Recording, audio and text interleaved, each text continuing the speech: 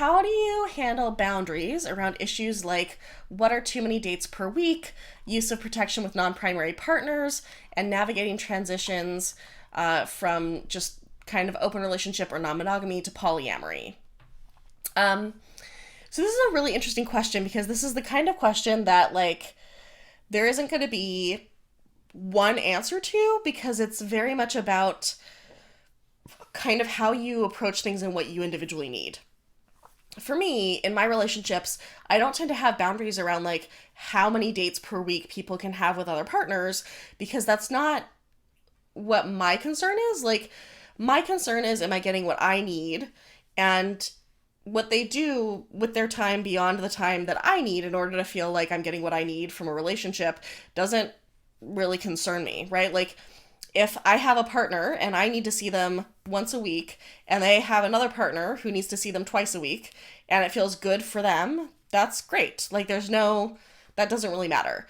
The problem tends to be when, like, I have a partner who I want to, if I were to have a partner who I wanted to see, like, 2 or 3 times a week, they have another partner they're already seeing 2 times a week, they want to have at least 3 nights a week to themselves, like, then it becomes more complicated about, like, is there time and space for everybody to get exactly what they need?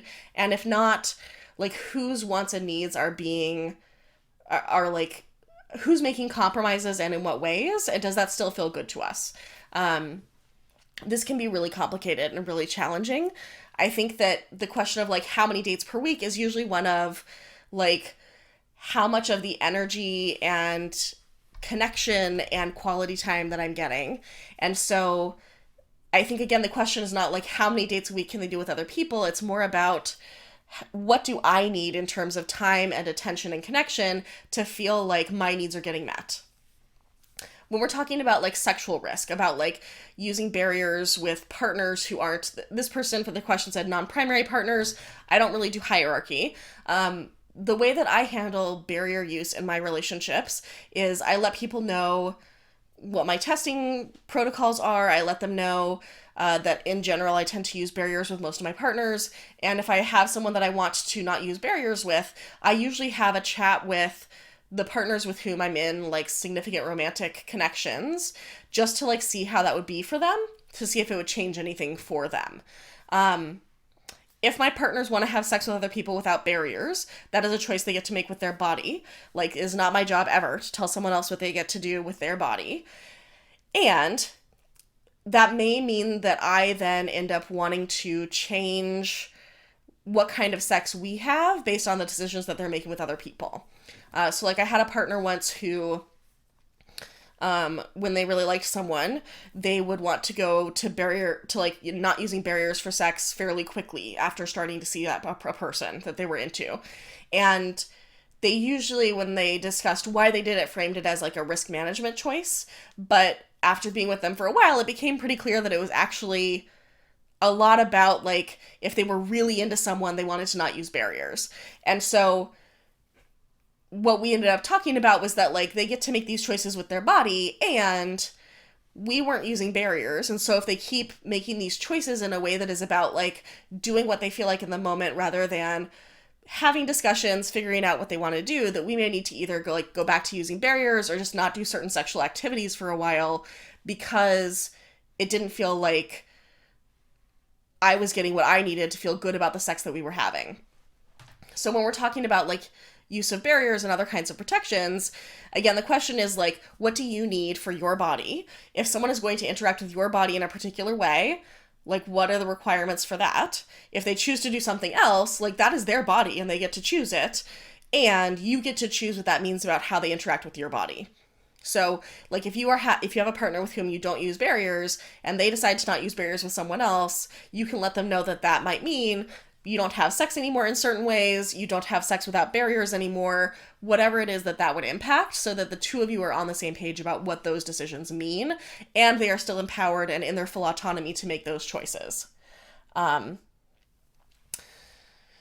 terms of navigating transitions from like just kind of an open relationship to like polyamory where you're having multiple loving or committed connections, my biggest advice about like that transition, either from monogamy to polyamory or from monogamous romantic connection to polyamory, right? Whether it's non-monogamous sexually or not, is that it is often more helpful to think of that as the death of your previous relationship and the start of an entirely new one.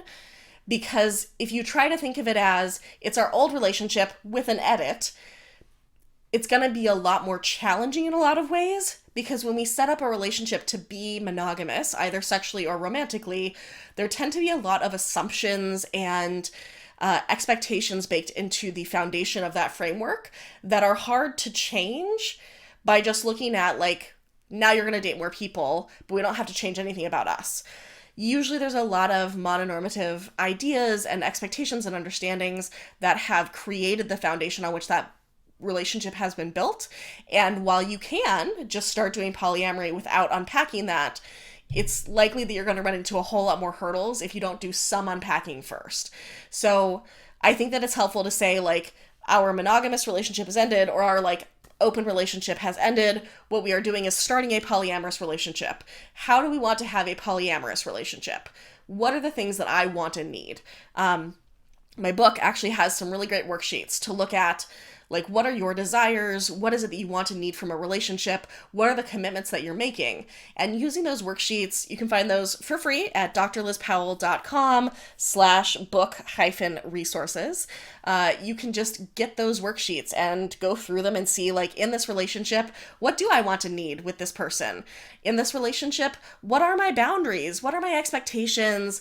What is it that, like, I'm committing to? What are the commitments that I'm making? What is it that I want in general across any of my relationships?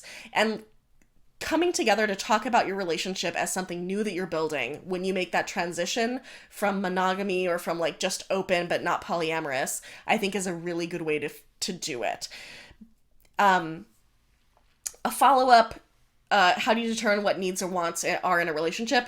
So, like, the handouts from my book, the worksheets from my book, are really helpful. I think a lot of us tend to struggle with determining what our wants and needs are if we have a history of, like, perfectionism and or people pleasing. Because if you spent a lot of time focusing on making other people happy, you've probably disconnected yourself from, like, your own body and your own heart and your own desires. And that's understandable. Like, we've all been there. It just makes it a little bit more challenging when it's time to figure out, like, what you actually want and need. And so I think what can be helpful is figuring out how to listen to your body when you think about saying yes and no to different things. Because our brains are very good at lying to us. Our brains are great at convincing us that we're going to be okay with something, that something's going to feel good for us in a way that, like, our body will not let us pretend. And so I think it can be really helpful to just, like, imagine yourself saying, yes, I'm okay with this, and then see what happens in your body. Like, do you feel like a sinking sensation? Do you feel light? Does it feel relaxed? Does it feel tense? Like, what happens as you imagine these different ways of doing things? Because that can give you really important information. I also think that it's helpful to think about it as, like, a question that you answer independently of a particular person, because for most of us, a lot of our wants and needs are fairly stable. We have, like, different ones that we bring in different amounts to different relationships that we have.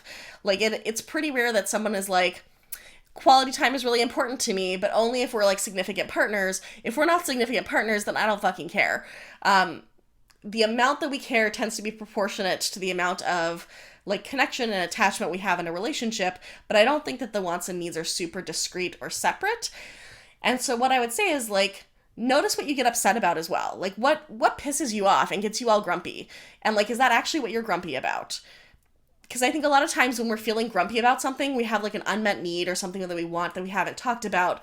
We'll, like, focus on something else that's easy to point to as, like, the thing that we're upset about. And I think that if you notice that you keep having these weird petty fights, or, like, these things that keep upsetting you, or, like, these weird petty little things, start examining, like, is there something deeper here that you don't talk about or that you haven't talked about that might actually be what is creating these conflicts? And that might be where those underlying wants and needs are. So yeah, the worksheets from the book can be really helpful. Again, that's drlizpowell.com/book-resources. Also, the book Polysecure is a really helpful book in looking at how you create secure attachment both within your relationships and like within yourself, how to like improve your own internal secure attachment. I think a lot of times when we run into unmet needs, there's a lot of stuff that it touches on that has to do with our attachment styles and ways in which we are either reliving attachment wounds or experiencing issues within an attachment. And so figuring out for you like what you need to feel securely attached within a relationship is very helpful too.